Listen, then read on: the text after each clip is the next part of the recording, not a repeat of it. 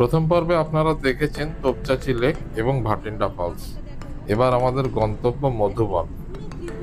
আমাদের যেমন কেদারনাথ, বদ্রীনাথ, গঙ্গোত্রী, যমুনোত্রী, হরিদ্বার বা অযোধ্যা ধাম, রামেশ্বরম, পুরী, এই যে হিন্দু ধর্মের যেসব ধাম বা যেসব জায়গাগুলো আমাদের জীবনে অঙ্গাঙ্গিভাবে জড়িত, ঠিক সেই রকমই জৈনদের ক্ষেত্রে পারশনাথ মন্দির এবং তার বেস ক্যাম্প যেটাকে বলা হয় মধুবন, সেই জায়গাটি জড়িত। অ্যাকচুয়ালি যদি আপনি পারশনাথ ট্রেক করেন, পারশনাথ হিলে যদি ট্রেক করে কেউ যায়, ওপরে যে শিখরজি টেম্পলটা আছে সেখানে যেতে গেলে মধুবনটাকে বেস ক্যাম্প হিসাবে ধরা হয় এবং সেখান থেকেই যাত্রা শুরু হয়। নর্মালি লোকে মধুবনে এসে ওয়ান নাইট স্টে করে এবং রাত্রি 2টো, 2:30, 3টে, 4টে এরকম সময় বের হয়ে সারা রাত ট্রেক করে ভোরের দিকে পৌঁছায় এবং সকালবেলা ওখানে কিছুক্ষণ সময় কাটিয়ে তারপরে আবার বিকেলের দিকে ব্যাক করে। জৈনদের 23তম তীর্থঙ্কর পার্শ্বনাথ এবং আরও 19 জন, মানে টোটাল 20 জন তীর্থঙ্কর এখানে মোক্ষ লাভ করেছে। ফলে জৈনদের জন্য এই জায়গাটা মারাত্মক রকম গুরুত্বপূর্ণ এবং ওনারা সবসময় এখানে আসেন। এই পারশনাথ পাহাড়ে যে মন্দিরটি আছে তাকে কেউ পারশনাথ মন্দির বলছে, কেউ পার্শ্বনাথ মন্দির বলছে, বা কেউ শিখরজি টেম্পল বলে। সাঁওতালদের ভাষায় এই পাহাড়টাকে মারাংবুরু পর্বত বলা হয়। পারশনাথ পাহাড়ের পিকের উপরে একটা মার্বেলের মন্দির আছে, সাদা মন্দির জৈনদের, এবং তার আগে ওখানে আরো কিছু মন্দির আছে। একটা জল মন্দির বলে একটা মন্দির আছে, হ্যাঁ, এটাকে সম্মেদ শিখর বা এরকম কিছু টেম্পল, এরকম কিছু ওরা ওদের ভাষায় বলে। শ্বেতাম্বর যারা তারা বলে সম্মেদ, এবং দিগম্বর যারা তারা বলে সম্মেদ, মানে একটা ত একটা দ। ভাবা যায় টোটাল 24 জন ওদের তীর্থঙ্কর, তার মধ্যে 20 জন এখানে মোক্ষ লাভ করেছে। তার মানে জায়গাটা কতটা গুরুত্বপূর্ণ, এবং সেই গুরুত্বপূর্ণ জায়গায় যেতে গেলে যেখানে আসতে হবে সেটাই হচ্ছে মধুবন। এখানেই সবাইকে থাকতে হয়, তো সেখানে আমরা এসেছি। মধুবন জেলাটা ডুমরি সাব ডিভিশনের গিরিডি জেলায় অবস্থিত এবং নিকটবর্তী রেলওয়ে স্টেশন পারশনাথ। মাদুরাই বা ভুবনেশ্বরের মতো একেও আপনি মন্দির শহর বলতে পারেন। মধুবন চলে এসেছি, দেখুন কি সুন্দর একটা মন্দির। আমি হয়তো মধুবনের 4 ভাগের 1 ভাগ মন্দির দেখেছি, তাতেই আমার এত ভালো লেগেছে যে বাকিটা দেখার জন্য আমাকে আবার আসতে হবে। এই যে এখানে দেখছেন যে কারখানা টাইপের মনে হচ্ছে, চারিদিকে সাদা সাদা সাদা জিনিস, এগুলো সব শ্বেত পাথর।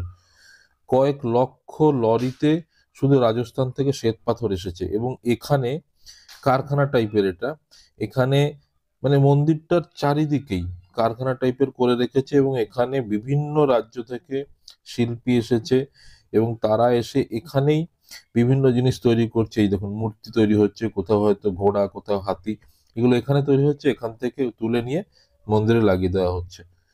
মানে কি বিশাল যে কর্মযজ্ঞ বলে বোঝানো যাবে না। যতটুকু জানা গেছে যে অযোধ্যা মন্দির যখন শুরু হয়েছে প্রায় সমসাময়িক এটাও কাজ শুরু হয়েছে। এনারা যেটা বললেন তাতে এদের 800 কোটি টাকা বাজেট, কিন্তু শেষ হতে হতে 1000 কোটি ছাড়িয়ে যাবে বলছে। কত টাকা খরচ করছে দেখুন। এই মন্দিরটা মধুবনে যত মন্দির আছে তার মধ্যে থেকে সর্বোত্তম মন্দির। হ্যাঁ,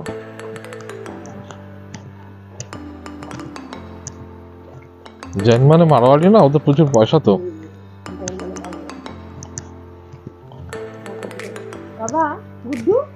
কারণ আমাদের ওখানেই একটা গ্রুপ ছিল যারা পারশনাথ আসছিল।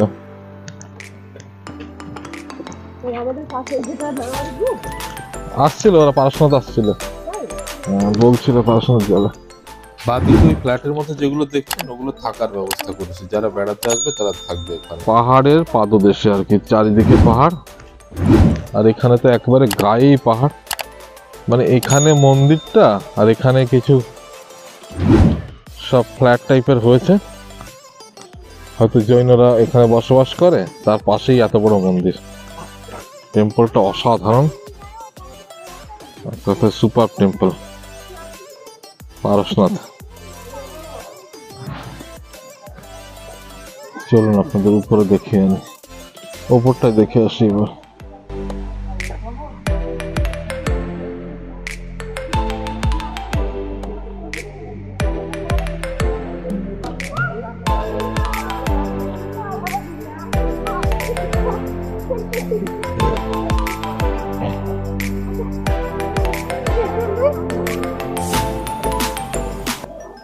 24 जैन मंदिर,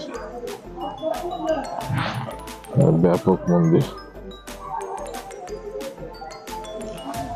কারুকার্যগুলো দেখুন, কি অসাধারণ শিল্প কারুকার্য, শিল্পকলা। গেটের সামনে দুজন মূর্তি রেখেছে দেখুন।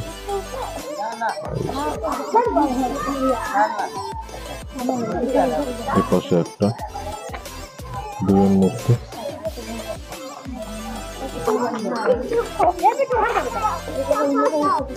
এটা ব্যাপক কাজ,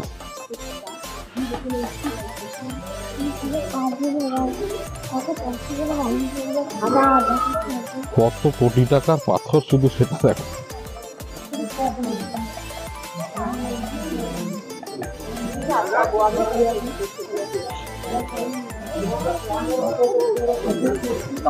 মন্দিরের সামনে চলুন, দেখুন মন্দিরের কাজ কেমন।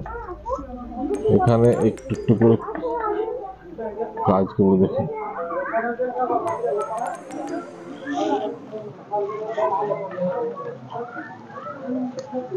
আগে ওপরটা দেখিয়ে আনি।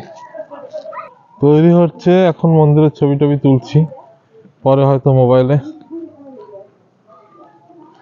বন্ধ হয়ে যাবে।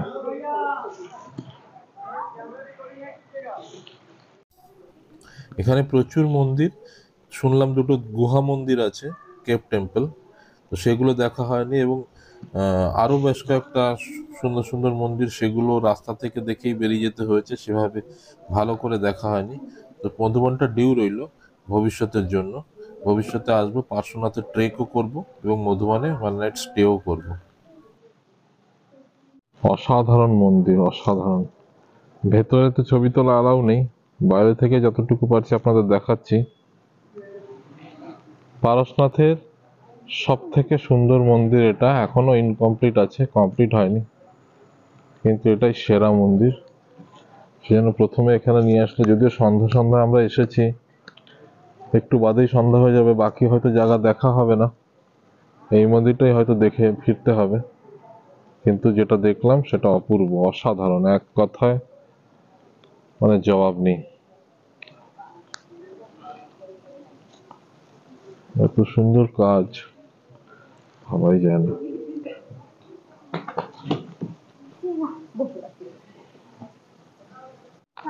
এদিকটা দেখুন, এদিকটা ইনকমপ্লিট করে কাঁচা মাটি পড়ে আছে, এসব জায়গা কমপ্লিট হয়ে যাবে, ওদিকের সঙ্গে এদিক জুড়ে যাবে।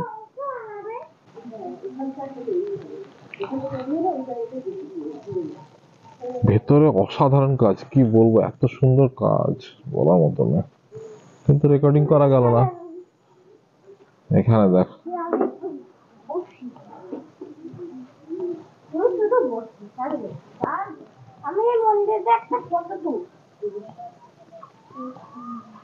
আপনারা যারা ভবিষ্যতে মধুবন ভিজিটে আসবেন তাদেরকে এটা বলে রাখি, নিয়ারেস্ট স্টেশন পার্শ্বনাথ। পার্শ্বনাথে আপনারা আসতে পারেন, গিরিডি এখান থেকে প্রায় 30 কিলোমিটার, তো ওই দিক থেকেও আসতে পারেন, ধানবাদ হয়েও আসতে পারেন, ধানবাদ থেকে প্রায় 70 কিলোমিটার, কিন্তু তোপচাচি বা উস্তি যদি চলে আসেন ওখান থেকে আর হয়তো 40 কিলোমিটার মতো ডিস্টেন্স হবে। তবে মাস্ট ভিজিটের মধ্যে রাখবেন এবং মধুবন আসবেন অবশ্যই। একটা জিনিস খেয়াল রাখবেন যে জৈনদের যখন অনুষ্ঠান হয়, ওদের যখন কোনো মেলা বা ওদের কোনো অনুষ্ঠান থাকলে সেই সময়টা অ্যাভয়েড করবেন, প্রচুর রাশ থাকে, প্রচুর ভিড় হয়। থাকার জন্য এখানে তেমন একটা সমস্যার কিছু নেই, প্রচুর ধর্মশালা ভর্তি। এবং আরেকটি জিনিস দেখলাম, এখানে বিভিন্ন ভবন আছে, উত্তরপ্রদেশ ভবন, মধ্যপ্রদেশ ভবন, মানে বিভিন্ন রাজ্যের ভবন, তার মানে প্রতিটা রাজ্য থেকেই লোক আসে এখানে বেড়াতে। এবার দূরবীনটা কোথায়? এখানে কেভ টেম্পল ছাড়া আর একটা মন্দির আছে শামসরান বলে, সেটা একটা বিখ্যাত মন্দির। আর একটা আছে ভৌমিয়াজি আস্থান মন্দির, এটাও বিখ্যাত, সবই জৈন মন্দির। যেখানে জৈন সাধকরা মোক্ষ লাভ করে সেখানে মার্বেল পাথর দিয়ে একটা মন্দির তৈরি করা হয়, তাকে নর্মালি টঙ্ক বলা হয়। তো পারশনাথ হিলের উপরে এরকম 24টা টঙ্ক আছে, যদিও ওখানে 20 জন তীর্থঙ্কর মোক্ষ লাভ করেছে, বাকি 4 জন করেনি, ইনক্লুডিং মহাবীর, কিন্তু টঙ্ক আছে সবারই।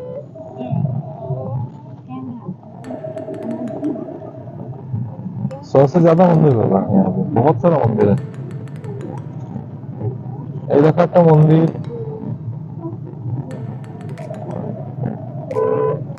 পারশনাথ যে বলছো না, ওদের জৈনদের তীর্থস্থান এটা। पारसनाथ बोल रहा हूँ 500 ना।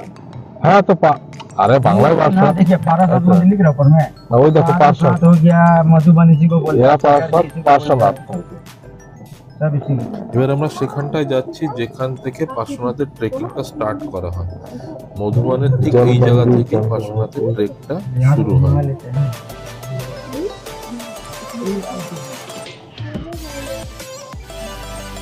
এইখান থেকে ট্রেকিং শুরু হয়, মানে এই যে লোকজন আসছে হাতে লাঠি, এখান থেকে ট্রেকিং শুরু। हाँ মধুবনের সেরা মন্দিরটা দেখে এসেছি, নিচে সব থেকে ভালো মন্দির ওটাই।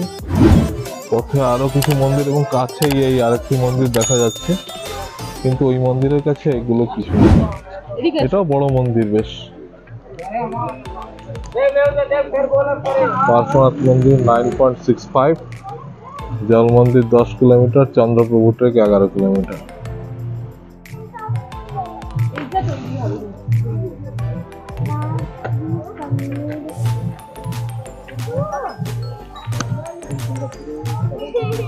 এটা যে মন্দিরটা দেখে এলাম ওইটাই মনে হয় এটা। পুরো স্ট্রাকচারটা দেখ, মানে গোল হয়ে 24টা জায়গা। এটা দেখে আসলাম, কি মন্দির এটা। দুলি করে বয়ে আনছে।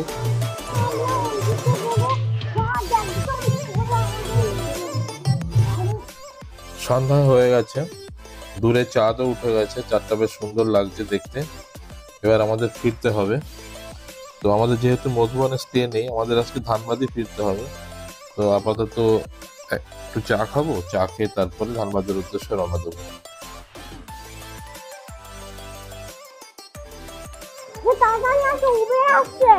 এই উবের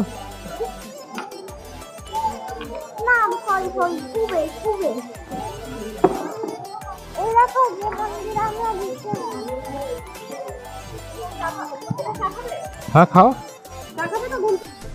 অসাধারণ একটা মন্দির, ভেবেছিলাম মার্বেলের তৈরি, কিন্তু পরে জানতে পারলাম কাঠের মন্দির। इसका नाम क्या है पता है? नाम यही पारसनाथ मंदिर ही है, सब का कहलाता है। अच्छा, यहाँ लिखा है 3024 होगा ऐसा कुछ। चलिए, এটা বেশ সুন্দর মন্দির, বলো না?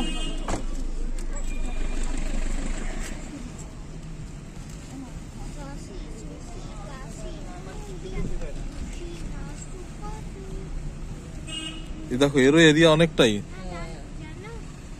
এইখানে এসে শেষ হলো, লোটাস দিয়ে শেষ। এই যে সামনে একজন নিয়ে আছে ডলি, ডলি বাহক, এই যে সামনে। हाँ इसमें बच्चा लोग को ले जाता है। এটা ছোট বাচ্চা যায়।